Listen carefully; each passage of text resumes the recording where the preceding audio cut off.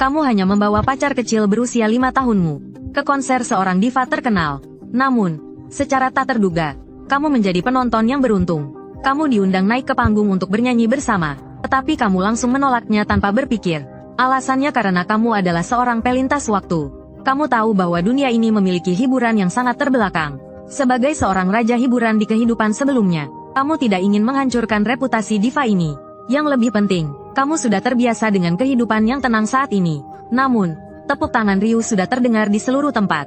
Meskipun suasana sudah sangat mendukung, kamu tetap tidak berniat naik ke panggung. Namun pada saat itu, pacar kecil yang duduk di sampingmu tiba-tiba memiringkan kepala dan melihatmu. Mata besar dan jernihnya penuh dengan kebingungan. Kenapa kamu belum naik ke panggung? Kamu menundukkan kepala. Yumo, apa kamu ingin paman naik ke sana? Yumo mengangguk pelan. Paman, aku ingin melihat kamu bernyanyi bersama kakak Ziki. Kata-katanya mengandung sedikit kesedihan. Yumo sudah sangat lama tidak mendengar paman bernyanyi. Saat dia berkata itu, suaranya mulai terdengar serak. Sejak ibu pergi, paman seperti menjadi orang yang berbeda. Kamu terdiam di kehidupan sebelumnya, dengan suara unikmu, ditambah dengan penampilanmu yang luar biasa. Kamu dengan cepat menduduki puncak sebagai raja hiburan. Namun, kamu menjadi sasaran iri hati orang-orang licik. Setelah minum segelas air hangat dari teman baikmu, suaramu rusak total. Belum sempat menyelesaikan gugatan, pacar yang sudah lama menjalin hubungan denganmu malah kabur bersama teman baik itu. Mereka mengatakan bahwa kamu selalu lip sync saat bernyanyi. Segera setelah itu, perusahaanmu membekukan kariermu. Lalu muncul penalti pelanggaran kontrak yang sangat besar. Rangkaian pukulan ini membuatmu tidak mampu bertahan. Kamu mulai mabuk-mabukan setiap hari, dan akhirnya kamu meninggal mendadak. Namun, langit tetap memiliki belas kasihnya. Ia memberimu kehidupan baru. Kamu telah melintasi waktu. Apakah kamu yang menonton ini ingin memulai ulang hidupmu? Kirimkan 3 bunga segar agar aku bisa melihatmu. Sejak melintasi waktu ke dunia ini, kamu memang tidak pernah bernyanyi lagi. Syukurlah, langit masih membuka matanya. Ia memberimu kesempatan untuk bangkit kembali. Juga memberimu seorang malaikat kecil yang penuh kehangatan. Memikirkan hal ini, tanpa sadar kamu mengulurkan tanganmu. Dengan lembut membelai kepala bulat kecil Yumo. Yumo menoleh. Dengan suara manja ia mengeluh. Kenapa kamu mengusap kepalaku lagi? Nanti gaya rambutku jadi berantakan lagi. Kamu tersenyum dan menjawab, tidak, aku hanya merasa kamu sangat lucu. Sambil berbicara, kamu melihat sekeliling. Dalam hati kamu berpikir, gadis kecil ini mungkin masih berpikir, aku terjebak dalam kesedihan masa lalu. Lagi pula, ini hanya menyanyi satu lagu. Kalau gadis kecil ini ingin mendengar, aku akan menyanyikannya untuknya, asalkan aku tidak terlibat lagi dalam dunia hiburan itu. Seharusnya tidak akan memengaruhi hidup kami terlalu banyak. Kalau Yumo ingin mendengar, paman akan naik dan menyanyi untukmu. Mulut kecil Yumo terbuka, dia bertepuk tangan dan bersorak. Paman, semangat, tunggu di sini. Ya, nanti paman akan mengambil tanda tangan untukmu. Kamu memasukkan boneka kecilnya ke dalam saku. Di bawah tatapan kagum semua orang, kamu melangkah menuju panggung. Wajahmu memancarkan ketampanan dan ketegasan. Tubuhmu tegap dan posturmu lurus sempurna. Langkahmu yang santai dan percaya diri, membuat orang sulit mengalihkan pandangan. Dalam sekejap, Deng Ziki merasa seolah-olah kamu sendiri adalah seorang bintang yang bersinar terang. Mungkin karena kesibukan beberapa hari terakhir, yang membuatnya sedikit lelah, Deng Ziki diam-diam mengatur napasnya, kemudian tersenyum. Dia mulai membangun suasana dengan caranya yang khas. Tampan, siapa namamu? Kamu menerima mikrofon dari staf. Dengan tenang memperkenalkan dirimu. Halo semua, nama saya He Qiang. Suaramu tenang dan elegan, tanpa sedikit pun rasa gugup atau takut. Setelah beberapa basa-basi singkat, Deng Ziki segera masuk ke inti acara. Hari ini, lagu apa yang akan kita nyanyikan bersama? Apakah itu lagu hitsku Huaxing Asteris? Atau lagu debutku akhirnya menunggunya Asteris? Dua lagu ini dianggap relatif sederhana di antara lagu-lagu Deng Ziki. Popularitasnya juga cukup tinggi. Sebagai penggemarnya, hampir semua orang bisa menyanyikannya. Kamu terdiam dengan canggung. Lagu-lagu Deng Ziki tentunya dikenal oleh pemilik asli tubuh ini. Tapi kamu sendiri belum pernah menyanyikannya. Meskipun kamu bisa mengikuti ingatan dalam otakmu, kamu belum membuka suara selama beberapa bulan ini. Hal ini membuatmu sedikit ragu. Melihat raut wajahmu yang canggung, Deng Ziki tak tahu harus tertawa atau menangis. Dia mencoba menghiburmu dengan berkata, kalau tidak bisa menyanyikan dua lagu ini, kamu bisa memilih lagu lain. Asalkan itu lagu saya, kamu bebas memilih. Saya bisa memimpinmu menyanyikannya bersama-sama. Kamu berpikir sejenak, sambil berbicara. Pandanganmu tidak sengaja menyapu para penonton di bawah panggung. Kamu melihat wajah yang familiar. Liu Ruyan, wanita yang bukan hanya mengkhianati pemilik tubuh aslimu, tapi juga mencuri karyanya tanpa izin. Kenapa dia ada di sini? Kamu melihat lagi. Di sampingnya berdiri Chen Wenxuan. Kamu akhirnya mengerti. Ternyata Chen Wenxuan adalah manajer perusahaan Huanyi. Tak disangka Liu Ruyan membawa karya pemilik tubuh aslinya dan menandatangani kontrak dengan perusahaan besar seperti Huanyi. Bahkan dia dibawa untuk menghadiri konser ini. Takdir sungguh sangat ironis. Orang yang setia hancur dan lenyap tanpa jejak. Sementara si pengkhianat hidup dengan gemilang. Melihat Liu Ruyan, kamu awalnya berencana memilih lagu apa saja untuk dinyanyikan. Namun, saat ini kamu berubah pikiran. Kamu membuka mulut dan bertanya, bolehkah aku tidak menyanyikan lagumu? Jawaban tak terduga ini membuat Deng Ziki menyipitkan matanya.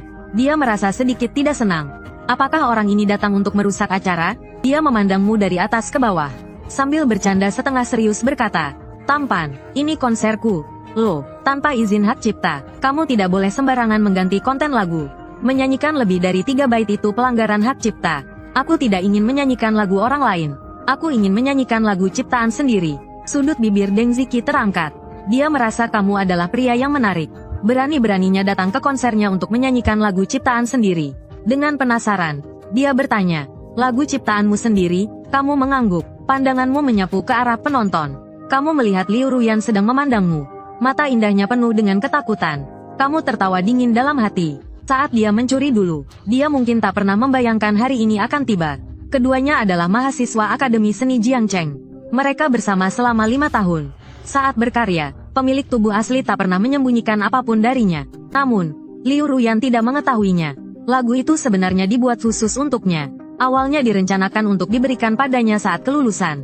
Namun, Liu Ruyan merebut lagu itu dengan cara yang paling kejam. Silakan saja, naiklah lebih tinggi. Aku akan menunggu melihatmu jatuh dari puncak awan. Hancur berkeping-keping, kamu menarik kembali pandanganmu dan memberikan janji pada Deng Ziki. Tenang saja, aku tidak akan merusak konsermu. Keberanianmu yang luar biasa langsung memicu gelak tawa dari penonton. Sungguh, ini seperti nenek masuk selimut, bikin ngakak. Karena kamu begitu percaya diri, Deng Ziki juga siap menghadapi tantangan. Meskipun nanti kamu mungkin menangis sejadi-jadinya, dia juga mampu membalikkan keadaan. Deng Ziki tersenyum tipis, mulai beraksi. Kalian dengar itu? Pria tampan ini bilang dia mau menyanyikan lagu originalnya sendiri. Di konser saya, bagaimana menurut kalian? Beri dia kesempatan? Penonton langsung heboh. Semua mulai bersorak. Harus diketahui, Deng Ziki adalah penyanyi sekaligus penulis lagu yang luar biasa. Dan kamu malah berani tampil di depan sang ratu original. Para penggemar merasa marah karena idola mereka ditantang. Tapi, siapa yang tak suka drama? Lagi pula, mereka ingin melihatmu gagal total di panggung. Hanya Yumo yang melihat ke arah panggung dengan cemas. Matanya penuh kekhawatiran. Unchle, semangat, kamu pasti bisa. Deng Ziki memandangmu, tersenyum penuh teka-teki. Butuh alat musik apa? Kamu melihat sekeliling. Pandanganmu akhirnya berhenti pada gitar. Tolong berikan saya gitar. Terima kasih. Deng Ziki mengangguk, meminta instruktur musik untuk membawa gitar ke tengah panggung. Deng Ziki tidak bisa menahan diri untuk menggoda. Anak kecil bau, pura-pura keren ya. Apakah dia kuda atau keledai? Harus dibawa keluar untuk dilihat. Saat ini, Deng Ziki sama sekali tidak menyangka betapa besar kejutan yang akan kamu berikan padanya. Tidak tahu lagu apa yang akan kamu nyanyikan. Kamu berpikir sejenak, lalu perlahan berkata, jalan yang biasa, semangat, semoga sukses. Deng Ziki menepuk pundakmu, lalu turun dari panggung. Dengan cahaya yang berkumpul, seluruh tubuhmu berubah menjadi lebih berwibawa. Sekejap saja, panggung ini sepenuhnya menjadi milikmu. Di bawah sorotan semua orang, kamu menarik napas dalam-dalam, mengangkat tanganmu, perlahan memetik senar gitar yang pertama. Melodi yang lambat dan penuh perasaan, seperti aliran sungai kecil yang halus, mengalir melalui peralatan suara bernilai miliaran, bergema di jalan yang pernah kulalui.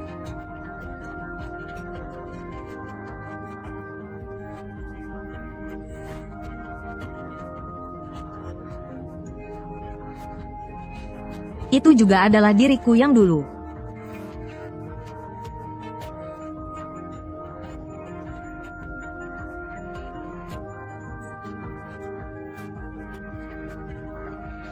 Penuh dengan misteri dan ketenangan.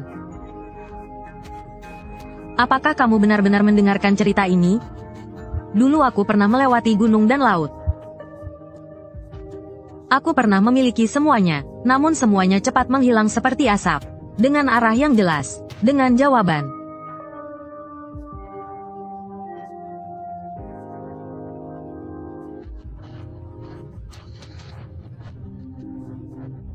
ketika kamu masih terjebak dalam fantasi.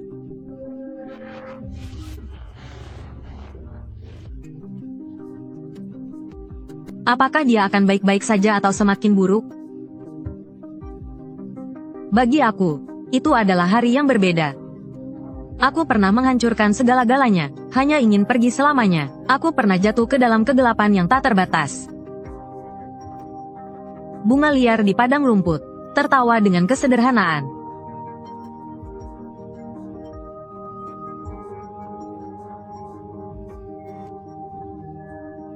Padang pasir, berjalan maju meskipun ada tantangan.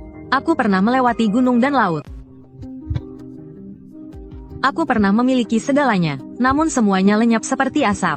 Dengan arah yang jelas, dengan jawaban, aku pernah menghancurkan segalanya, hanya ingin pergi selamanya. Aku pernah jatuh ke dalam kegelapan yang tak terbatas. Bunga liar di padang rumput, menjadi sederhana. Aku pernah melewati gunung dan laut, namun tak mendapatkan jawaban. Bunga liar di padang rumput, jalanku. Waktu yang diam seperti ini.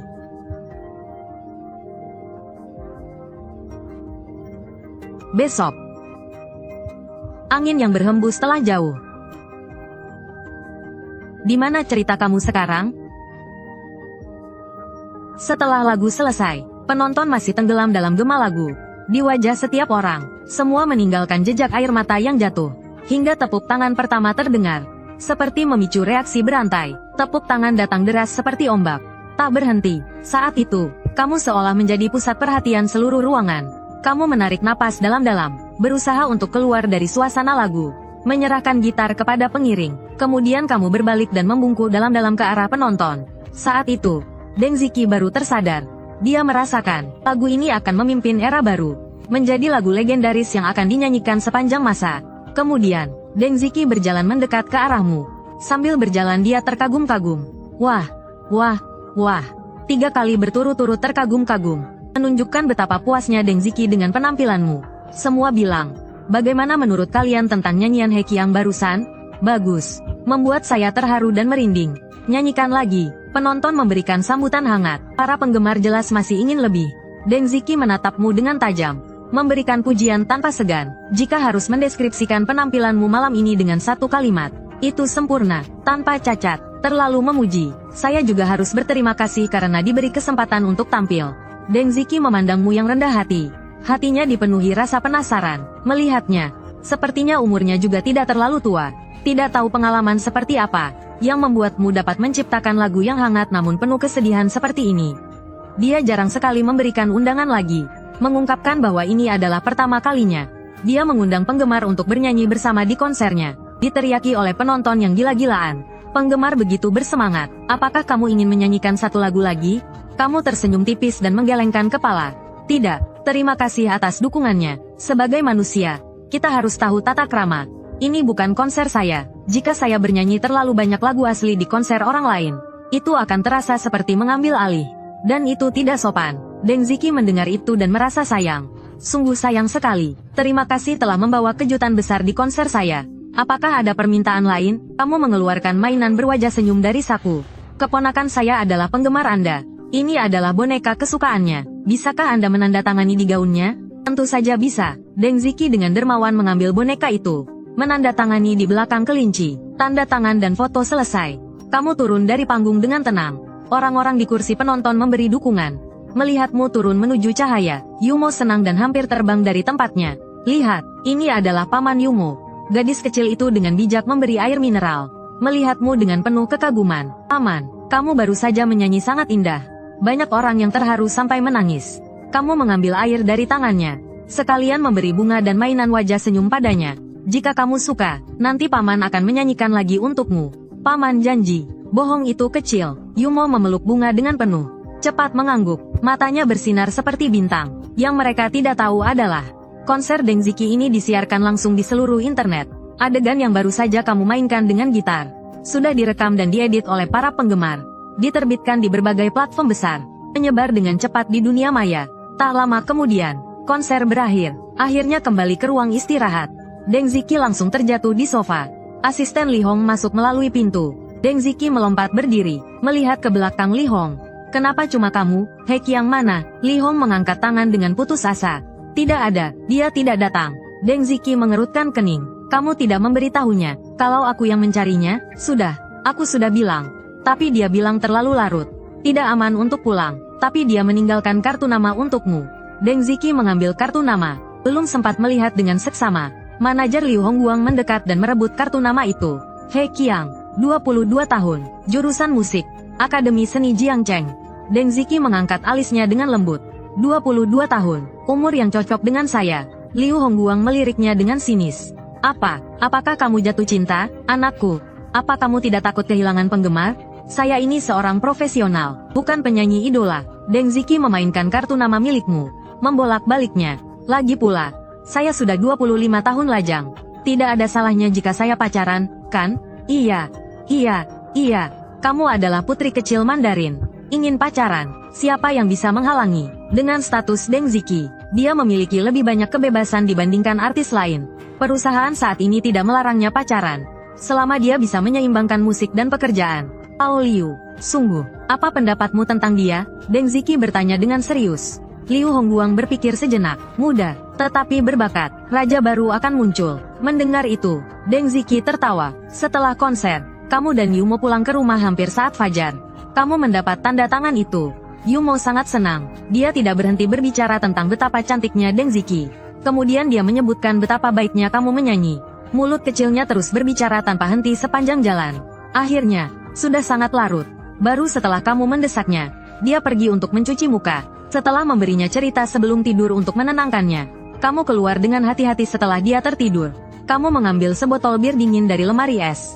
Sambil minum, kamu membuka ponsel untuk memeriksa pesan. Ada avatar babi berwarna merah muda. Itu adalah notifikasi permintaan teman. Deng Ziqi benar-benar menghubungiku. Kamu mengangkat alis, tekan setuju. Namun tidak ada jawaban dari sana.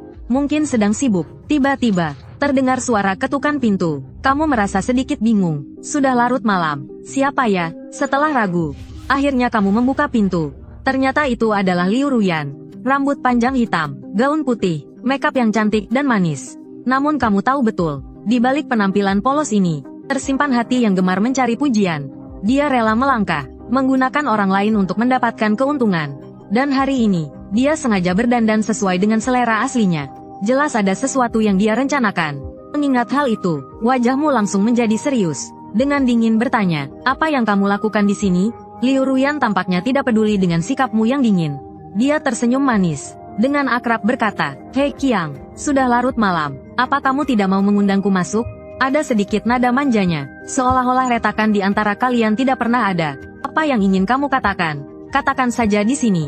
Liu Ruyan menatapmu. Matanya yang basah sedikit memerah. Terlihat sangat menyentuh. He Qiang, aku merindukanmu. Kamu tertawa dingin. Dengan nada mengejek berkata, Liu Ruyan, jika aku tidak salah ingat, kita sudah putus 3 bulan yang lalu. Kamu sudah tidur dengan pria lain. Sekarang kamu datang berpura-pura penuh perasaan. Tidakkah kamu merasa itu lucu? Liu Ruyan mendengar kata-katanya. Alisnya bergetar. Air mata tak bisa berhenti mengalir. Dia berkata dengan suara tercekat. He Qiang, aku menyesal. Setelah putus, aku baru mengerti betapa pentingnya kamu bagiku. Aku sudah memutuskan hubungan dengan mereka semua. Jika kamu keberatan, aku bisa melakukan operasi pemulihan. Aku janji setelah ini tubuh dan hatiku hanya untukmu.